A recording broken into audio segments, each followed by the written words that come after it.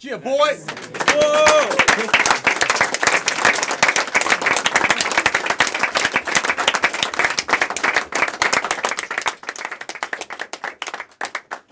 Straight out of the mind of Richard Devine. Just It's like a what you stream. want to call that, but yeah, A just stream of consciousness. yeah. And, Straight improv. Yeah. hey, would you be available for some questions? Sure. Yeah. I mean, if you Normally I guys- would assume the role of a moderator or so, but I don't think that's so necessary. Just fire away with the urgent questions. Yeah, whatever you guys have. Hopefully, I can answer them. First of all, thanks for being here Yeah. and your open or being open about it Yeah. and telling us how your approach of the modular is. Sure. And I'd like to know about the software you got in the Phonogene. Could you tell us a bit more, maybe? Yeah. It's nothing. What does it do? crazy. Yeah. It basically the gene size when I basically had Tom Erb shut off the gene size when it gets to the highest rate, where it's almost like an audio rate where it keeps repeating. It's just this high like thing that never stops. I basically had him change the firmware to where if I set the gene size all the way to the right, it cuts it out. So it gets to a certain point where I could freeze it and do a super tight, and then all the way completely shuts it off. So for me, it's just a fun way if I have rhythms that I'm processing and glitching, and then I'm doing, sort of these glitchy repeats. I Yeah. can set it up to a rate and then shut it off at some point and then bring it back in. So it's just okay. more of a performance thing. And sometimes when I use it in broken echo mode, I don't know if you guys Yeah. use broken Yeah. echo. It's fun to do in broken echo mode too, so that you can just kind of break the chain of feedback from it just staying always in feedback mode. You can cut it and then kind of dive back in. Yeah. So it was really just a stupid tweak for me for the way I just process drums or anything. I don't think it really is that amazing or anything. It was just, and it really, I'm actually in the process of moving over to the Morphogene. So the Morphogene Oh, really? Okay. is the new one that, actually I need to do my reel. He did his already, and I'm still behind on mine. I need to work on mine when I get back home. But yeah, so right now I love the Phonogene, but obviously it's limited to 2 seconds of sample time, Yeah. or 2.5, where the Phonogene is 2 minutes at a much higher sampling rate. So you could do a whole lot more. So I'm now going to Changing. probably move Okay. over to the Morphogene. I just need to spend more time with it and sort of adapt what I'm doing now into that, which is able to do a lot more. But I still love the Phonogene because of the low bit sound quality that it adds. So it almost sounds like an extra voice. Yeah. Whereas the Morphogene is great. It's so high quality that it's just replaying back. It loses the characteristics of the low kind of grittiness that the original Phonogene has. But I'm still gonna move over and have fun with it. But I'm never gonna sell my Phonogenes. I still love the Phonogene for what it does, and made a lot of really great tracks and stuff with it. So I still think it's a great module in its own right. Great for live performances and stuff like that. So, but it'll probably change. What's up? Hi. I could think of a million questions to ask, but obviously you're a big fan of the mutable instrument stuff. Yep. And you have clouds. You have 3 braids. 3 braids. Yeah. Yes. And Olivier just announced. Well, he previously announced that he was. Discontinuing them. Yeah, discontinuing braids and clouds. Yeah. And I just wanted to know how you feel about that, and if you have any theory of why that is. Because he's making better versions of them. Okay. Ah. Yeah.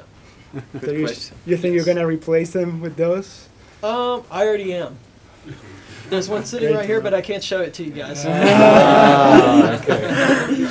Yeah. I can't say much about it, but the new versions are better. They're going to be much better. But that doesn't mean the old versions are bad.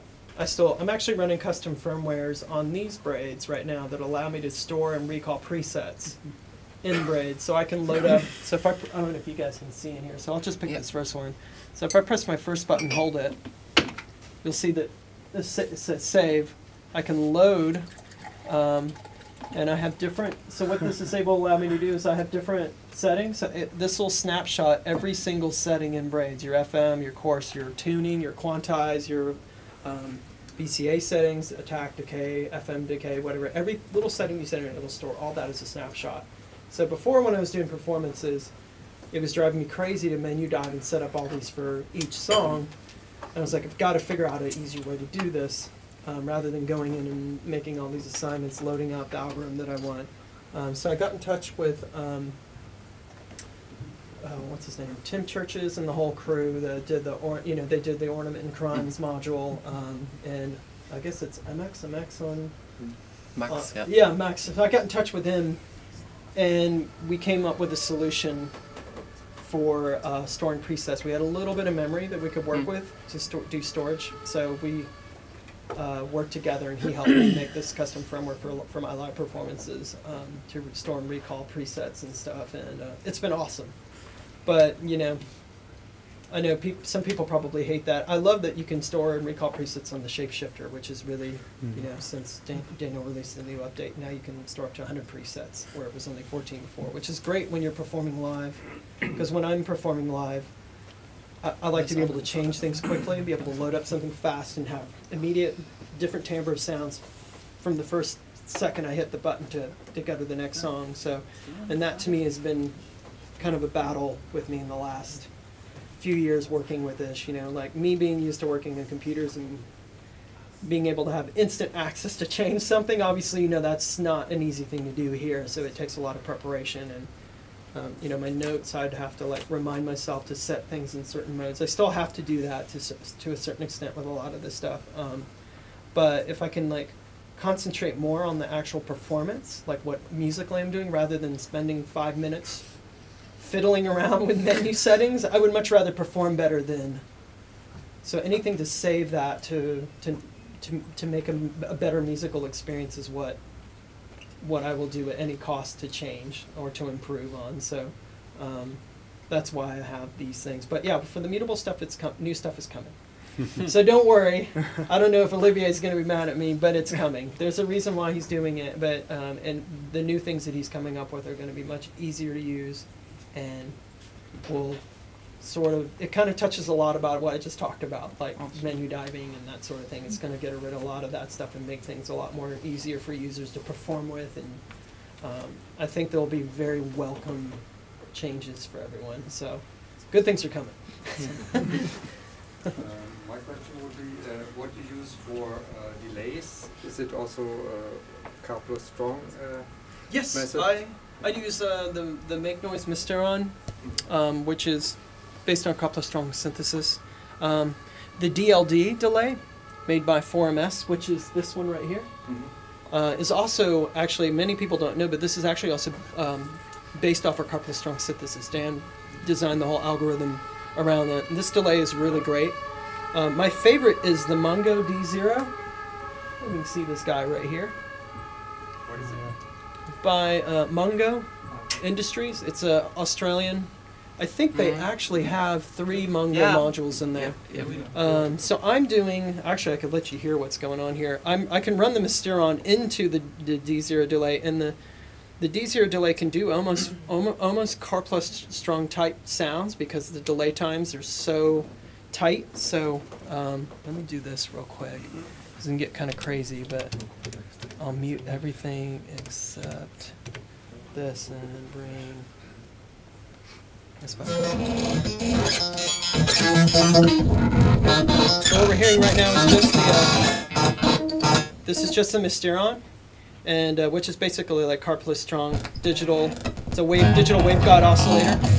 So what I'm doing is I'm running it through the D0, which has got a storage strip here, and I have 16 presets that I've already pre-made, and then I have a gate clock that's stepping through each one of these snapshots, so I'm able to do these very tight sort of sounds with it, and then I have clock control. I can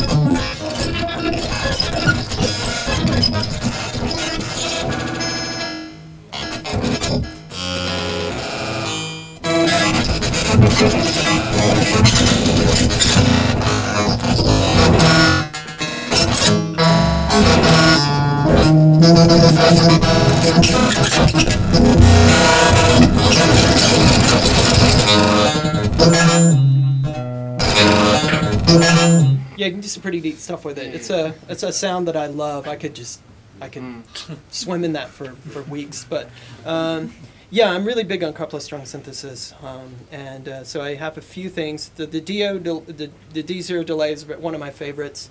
The DLD delay is really great, and then I use delays also in the H9 Eventide processor, which has got some great stuff in it. For if you guys are looking for something small and portable to use, this is such a great unit. Eventide makes really amazing stuff. And as far as other delays, besides Rainmaker, I don't know if you've ever tried the Rainmaker, this big module. I mean, it's an amazing delay. Yeah, I use this pretty much my entire set, and it can do some radical transformation to sounds outside of delays and stuff. It's just a wonderful unit if you're looking for that kind of stuff.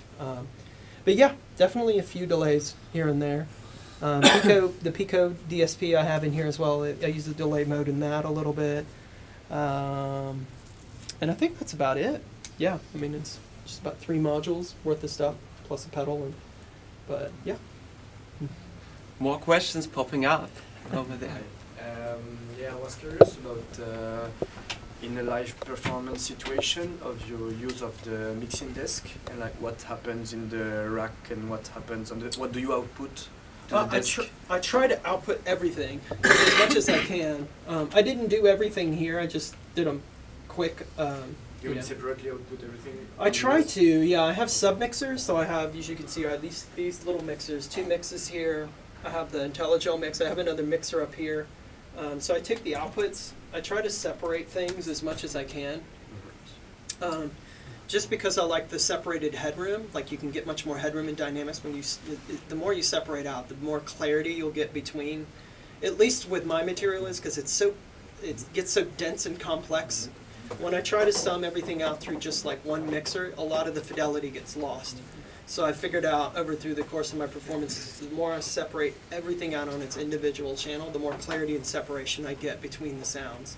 So in general, on like the performance last night, it'd be like, I think it was like 8 to 9 channels that I separate out. Sometimes I'll do 12. If they have a 16-channel desk, I'll use all 16 channels. I try to separate everything out as much as I can. But yeah, it's probably falls somewhere in between 8 to 12 channels that I separate everything out as much as I can. Like if it's like the samplers, I separate the samplers out on their own channels. Like I'm just a real stickler for definition, high definition. So I just want everything to be able to breathe in the mix, and that's why I use an analog mixer still. And even when I'm at home, I do analog summing, and I try to mix everything separately in a desk just to get that, give every sound its own space in the mix rather than piling on a bunch of stuff through one channel, so. But, I mean, that's just the way that I've done it, but yeah. Unbalanced? What's up? Do you do it unbalanced, just like from the system into the mixer without any?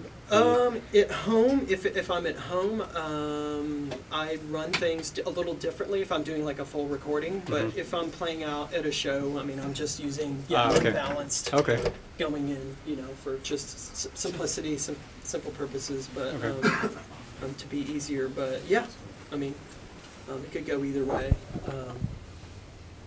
But yeah. And from the mixer straight into the PA, or yes, is there anything last night was going straight into the PA. Really? Yeah. That PA. Yeah, the function one. Yeah, and there's. If you play live there, it's like this. not too bad. Yeah, it's yeah, definitely. I've played on the Bergheim system a few times, so I know that room. Yeah. I know how to play into that room a bit, so. I set my stuff up a certain way where it was like no reverb, there's already a bit of reverb with the high ceilings in that room. So if I know that I'm going to be playing in a room with a lot of reflections, I pretty much, play with 0 reverb, so you hear more definition and let the natural acoustics of the room kind of take care of the other space. So, but yeah,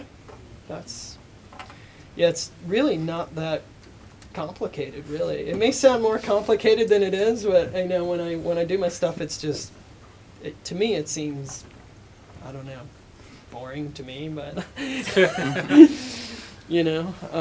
but yeah, it's fun, definitely fun. Yep. Okay.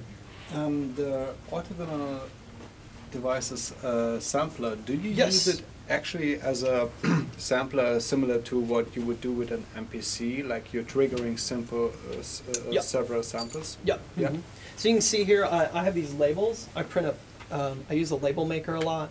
So you'll see like, you'll see funny labels and stuff around. And I draw on my system. I have like pencil marks and stuff where I write and when I'm doing live shows and stuff. So for here, this bottom right, I leave this open for gates. So during my performance last night, I had all these filled up with gates because I use different triggers. Sometimes I pull stuff from here. I use the R110s, I can see this module right here, by LaDeC.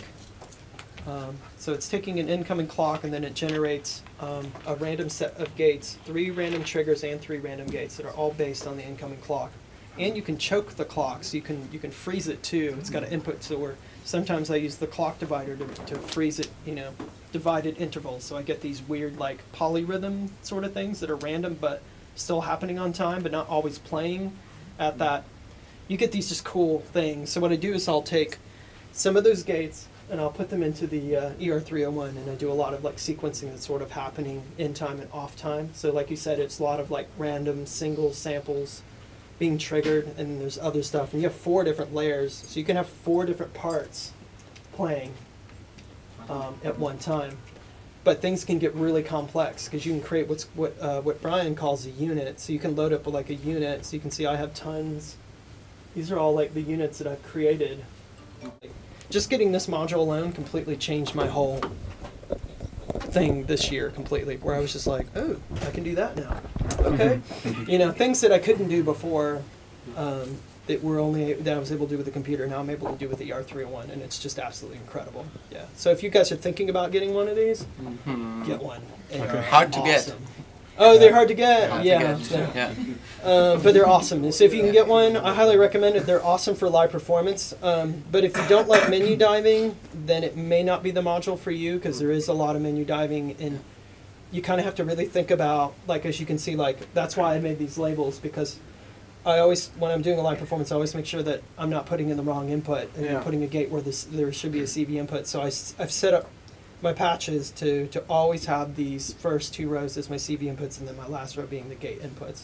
But you can change that too. It's completely, but you kind of have to kind of know exactly what you want to do with it, or you can get kind of lost really quickly. So it's good to have some visual reminders of what's going on, but it's insane. Yeah. Do you also use it for granular synthesis? It's got there's a granular object in here too, granular unit that Brian just made like a month ago. I want to say it was like 3 or 4 weeks ago. And then he just made an impulse unit too, where you can use like FFT impulse responses. And then like we're on a forum together, so everyone's on this forum that he created where we're like, hey, we want this unit. And he, like 4 days later, he'll have an update. He's like, oh, I made it. We're like, oh, that's awesome. It's incredible the sheer amount of stuff he's been making, and he's been updating the firmware pretty much every 3 or 4 days now. Oh, wow. Adding new features in. He's been really, really awesome about that. Like, hey, we don't have this. We don't have a sample and hold. Hey, we don't have a noise generator. It's like, oh, hold on, I'll make one. And then, so it's, I mean, you could pretty much do a whole show just on this thing if you wanted to. Theoretically, you could do a whole performance with it. It's much more than an MPC ever offered any other sampler, right? Yeah, it's crazy. Yeah, it really is. I mean, I have an MPC. I have the new MPCX. I have the MPC 5000, MPC 2000. I had the MPC 60. Like, this does it can get far more crazy than an MPC ever will. Yeah, for sure. It's just really interesting. I like Brian's approach to things. It's completely different than any other manufacturer I've ever worked with. So, if you can get into his headspace, it's an awesome place to play with, But yeah, it's a great sampler. If you're thinking about getting a sampler for your system, it is big and it is kind of pricey, but it does a lot. Which is the length of the sample that you can put? Could be as long as you want. Yeah? Yeah. So 14 you minutes, can 20 put minutes. one direct track? You could put a whole track in there if you want. You can do DJ set. If you wanted to do a DJ set, you could, yeah. Although that's not where the strength lies in it. Like, there's more fun to be had. Like, so what I do is like I take a bunch of field recordings. Like this sound is just like a bunch of. So if we go, I can kind of show you. see if it will show me these. So you can see here that this is, I've set, it's a lot of different samples that are just weird things, and then you can go in and like, kind of like an OP1, I don't know if you guys use like a teenage engineering OP1. You can like load in a bunch of different drum samples and you set different slices to play that same long sample. So in the sampler player, you can kind of do the same thing. You can have this, what I do a lot is, I have a sample, so I'll just, I have a sample that has like hundreds of different sounds in one 10-minute loop. And then I set the splices in where I want to trigger them, so it always hits a different sample. You play different. Yeah, and then I have hundreds of files like that. And then you have multiply that by 4 channels, and then things just, I mean, think and about it. And then they also process. Yeah, and then you do processing. You can add effects after that. You can do them clean if you want, and then those can be voltage controlled. Like it's just nuts. Yeah, just it's whatever you want it to be. Really, it's kind of it's just kind of awesome. So, but yeah, that's kind of in a nutshell what that module is. What a lot of the bulk of it's doing. And how are you connecting in terms of clock syncing modulars to your DAW in your studio? I have a couple of different modules. I use the mutable instruments. What's it called? Yarns. Yarns. Yes, I have the yarns. I have the expert sleepers module. I use I think the ES4, and then I have the what is it? I have the SyncGen. There's a SyncGen. I had 2 of them. I sold one. I kept one for clocking with Ableton. But I use the expert sleepers if I'm using like Logic or Nuendo, and then yarns I use just as like a regular MIDI CV converter. And then these MST MIDI to CV is not bad. This little guy up here, if you're looking for something really small, this one will connect via USB to your computer.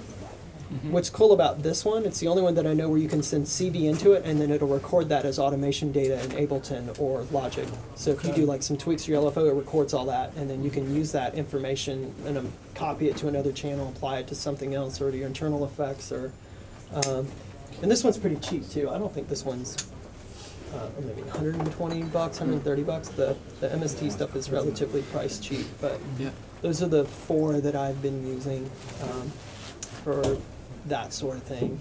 If I want to clock to a DAW environment. So, but if it were me, I'd probably go expert sleepers. I like Andrew's stuff. Yeah.